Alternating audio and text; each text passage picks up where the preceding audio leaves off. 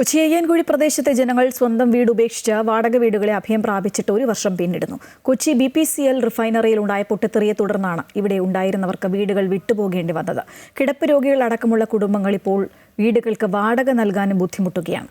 അവർ ആദ്യം താമസിച്ചിരുന്ന സ്ഥലം വാസയോഗ്യമല്ലാത്തതിനാൽ ഇത് സർക്കാർ ഏറ്റെടുക്കണമെന്ന ആവശ്യം കുടുംബങ്ങൾ മുന്നോട്ട് വയ്ക്കുന്നു. 2025 ജൂലൈ 8 വൈകുന്നേരമാണ് അയ്യൻകുഴിക്ക് സമീപമുള്ള BPCL റിഫൈനറിയിൽ പൊട്ടിത്തെറി ഉണ്ടാകുന്നത്. സ്ഫോടനത്തെ തുടർന്ന് പ്രദേശത്ത് വിഷപ്പുക നിറയുകയും ജനങ്ങൾക്ക് ആരോഗ്യ പ്രശ്നങ്ങൾ ഉണ്ടാവുകയും ചെയ്തിരുന്നു. ഇതോടെയാണ് ഇവിടെയുള്ള 45ഓളം കുടുംബങ്ങളെ മാറ്റിപ്പാർപ്പിക്കുന്നത്.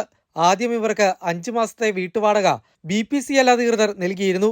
പിന്നീടുള്ള മാസങ്ങളിൽ കമ്പനി വാടക നൽകാതായതോടെ കുടുംബങ്ങൾ ദുരിതത്തിലായി. സ്വന്തമായിട്ടുള്ള വീട് ഇപ്പോൾ വാടക വീട്ടിൽ ഞങ്ങൾക്ക് താമസിക്കാൻ തുടങ്ങിയിട്ട് 1 വർഷത്തോളം കാലമായി. 5 മാസത്തെ വാടക എന്നിട്ട് റിഫൈനറി ഞങ്ങളെ അവോയ്ഡ് ചെയ്യാണ്.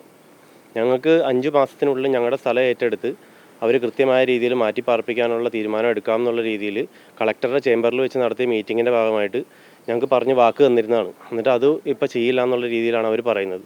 നമ്മളിപ്പോൾ താമസിക്കുന്ന വീട്ടിൽ നിന്നും നമ്മളെ ഒഴിവാക്കും. അടുത്ത മാസം നമ്മുടെ എഗ്രിമെൻറ്റ് പുതുക്കണേ, 1 വർഷമായല്ലോ. അടുത്ത മാസം എഗ്രിമെൻറ്റ് പുതുക്കുമ്പോൾ ഇപ്പോൾ ആ വീട് വിൽക്കാനിട്ടേക്കുക. അപ്പോൾ നമുക്ക് ആ വീട്ടിൽ ഇപ്പോൾ ഡെയിലി ആളാണ് വന്ന് കയറണം. 2 അമ്മമാരുണ്ട്, കുഞ്ഞു മോനുണ്ട്, ഭർത്താവ്. ഞങ്ങൾ ഒരാളാ ജോലിക്ക് പോകണം. അയാളുടെ വരുമാനത്തിലായി എല്ലാ ചെലവുകളും നടക്കണം. അയ്യൻകുഴി പ്രദേശം മനുഷ്യവാസത്തിന് അനുയോജ്യമല്ലെന്നാണ് മലിനീകരണ നിയന്ത്രണ ബോർഡിന്റെ പരിശോധനകളിൽ വ്യക്തമായത്. അതുകൊണ്ട് തന്നെ സ്വന്തം വീടുകളിലേക്ക് മടങ്ങാൻ ഇവർക്കാവില്ല. അയ്യൻകുഴിയിലുള്ള ഇവരുടെ വീടും സ്ഥലവും സർക്കാർ ഏറ്റെടുക്കണമെന്നാണ് ജനങ്ങൾ ആവശ്യപ്പെടുന്നത്. കേരള സോളിഡ് വേസ്റ്റ് മാനേജ്മെന്റ് പദ്ധതിക്കായി ഈ സ്ഥലം ഏറ്റെടുക്കാമെന്ന് കഴിഞ്ഞ സർക്കാർ വാഗ്ദാനം നൽകിയിരുന്നു. സ്ഥലമെടുപ്പിന്റെ പ്രാരംഭ നടപടികൾ തുടങ്ങുകയും ചെയ്തിരുന്നു.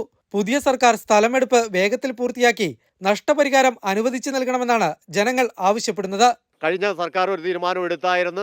അതിൻ്റെ ഭാഗമായിട്ട് പുതിയ സർക്കാർ അധികാരത്തിൽ വന്നിട്ട് ഇപ്പോൾ KSWMP എന്ന് പറഞ്ഞ ഒരു പ്രോജക്റ്റ് ഞങ്ങളുടെ അടുത്തേക്ക് വരുന്നുണ്ട്. ആ പ്രോജക്റ്റുമായിട്ട് ഞങ്ങളുടെ ഏകദേശം ഇപ്പോൾ ഡിജിറ്റൽ സർവേ കഴിഞ്ഞ് ടോപ്പപ്പ് സർവേ കഴിഞ്ഞ് ഞങ്ങളുടെ പേപ്പറുകൾ ഒരു 100% എല്ലാം സർക്കാരിലേക്ക് ഞങ്ങൾ സമർപ്പിച്ചിരിക്കുകയാണ്. ഇപ്പോൾ താമസിക്കുന്ന വീടുകൾക്ക് വാടക നൽകാൻ പോലും കഴിയാത്ത അവസ്ഥയിലാണ് കുടുംബങ്ങൾ.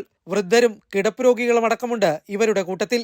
1 വർഷമായി ഒഴിഞ്ഞുകിടക്കുന്ന ഇവരുടെ വീടുകൾ കാട് കയറി നശിക്കുകയാണ്.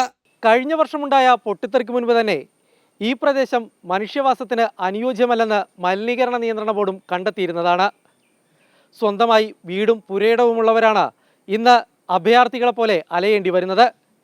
Cameraman Baiju CS Kirankumar, Amrita news, Kochi.